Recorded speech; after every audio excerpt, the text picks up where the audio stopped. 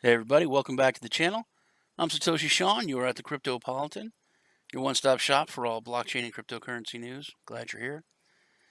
If this is your first time here, please hit the subscribe button and the bell for notifications. We get out news videos every single day and weekend report as well, at least one.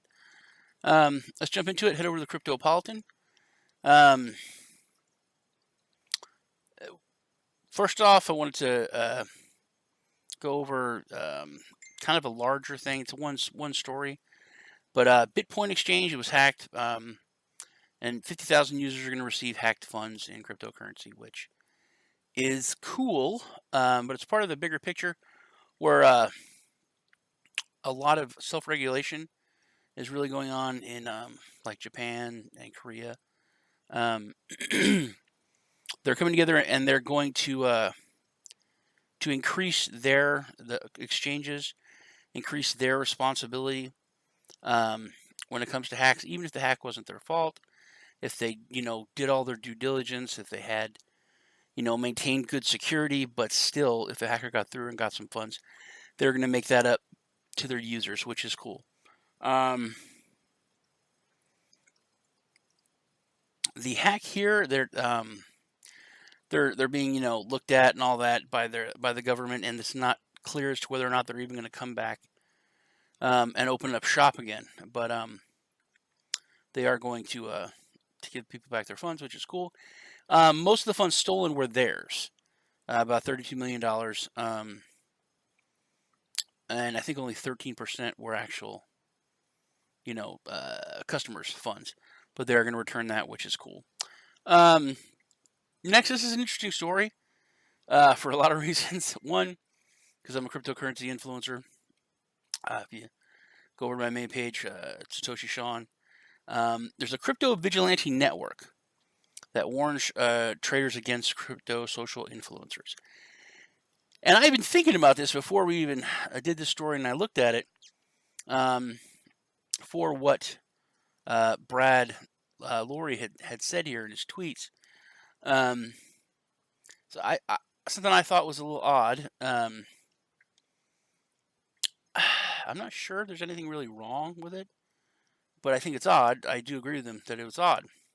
A network of volunteers and cryptocurrency enthusiasts warn users of the impact of crypto social influencers can have on their decision making. The Crypto Vigilante Network, a name, as the name suggests, it's a Telegram group of independent individuals who have come together to keep cryptocurrency sphere neat, clean, and if not free of scammers, they have a lot of work to do. I'm literally talking to 2 scammers right now on Telegram, just having fun with them. Usually pretend to be like CEOs of projects that I'm on the team of, and they're like, "Hey, I need you to send 2 Bitcoin to this thing for us to get listed on this exchange." But I usually just tell them that I'm doing it and then make them waste their day, bugging me about it. Anyway, where are we? Okay, so first, Brad did this tweet that it was very kind of like people know what it was, but he wasn't calling anyone out. It's like, wow, a crypto influencer just made $3,200 paid in Bitcoin for a 7-minute video. No one questions influencers work so hard. It's not an attack, but it isn't even close to what some of them are making in crypto prices for the pay to play very high. Just being honest, transparent about it. Which I watched the video that was made by this influencer. I like the influencer. I don't think I have a problem with it. I think the main thing that people need to do is just be transparent. If you're paid for a review, first off, you need to be honest. If you're shilling, that's one thing. People call someone a shill. That's different than giving your opinion. If you're asked to look at something, and I don't think it's cool. I don't have any reason to look at it. I don't think it's interesting. But I will look at it and evaluate it and go over it. But I'm going to take my time. I'm going to edit it. I have to have software and other things I got to buy. So if you're paid for your time, okay. But you have to be honest. And you have to tell people that I'm being paid for this so they know that. And they also do look at it with a little bit more skepticism. I think that's just fair to your your viewers and to everybody. I think it's the right thing to do. So the influencer also explains in his tweet that influencers work hard, but the fact remains is they're paid suspiciously high. Which, yeah, I don't get paid anywhere near what those guys get paid. Um, it's just really something for my time. But then Brad did another tweet. He's like, "Wait, WTF? I'm calling this crypto crap out. Chico Crypto, he bashed Binance, CZ, and Binance. He called so many of us Binance shillers. He was the #1 public Binance hater. And now he is doing a paid promotion for Fathom, or for Phantom itself, and it's on Binance. And then double standard. That's what I thought was really weird, because Chico's just super against Binance, like Harry Potter kind of weird mythological hatred for Binance. He even calls it the exchange that shall not be named. It's not a joke. That's what he says. And he makes a lot of valid points about Binance, about stuff that they did in doing in Africa, with their nonprofit organization. It's a lot of interesting stuff. But he is very. I mean, anyone connected to him is a scammer. Terrible, terrible, terrible. And then Phantom did pay him, and he was not really that hard on the Binance connection. I thought that was odd. So I did think it was a little odd, but he was up front. He said how much he got paid for it. He put it in the description.